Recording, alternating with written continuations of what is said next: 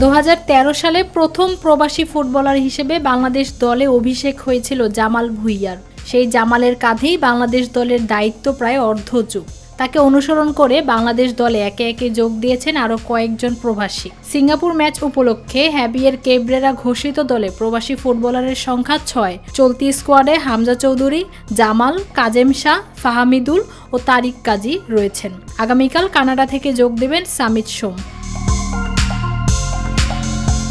সংবাদ সম্মেলনে এ নিয়ে প্রশ্ন হলে জামাল বলেন, আমার পর যখন তারিক এসেছিল তখন আমি চিন্তা করেছিলাম আর কোনো প্রবাসী হয়তো যোগ দেবেন না। এখন দেখছি আস্তে আস্তে বাড়ছে। তিনি এটা দেশের ফুটবলের জন্য ইতিবাচক মনে করে খানিকটা ফ্রান্সের প্রসঙ্গ আনলেন। এটাকে আমি দেশের ফুটবলের জন্য ভালো মনে করছি। দেখুন, এই প্রবাসী ফুটবলারের বিষয়ে সবচেয়ে বড় উদাহরণ হচ্ছে ফ্রান্স। তাদের বেশিরভাগ খেলোয়াড় বাইরের। দেশটি কিন্তু বিশ্বকাপের শিরোপাও জিতেছে।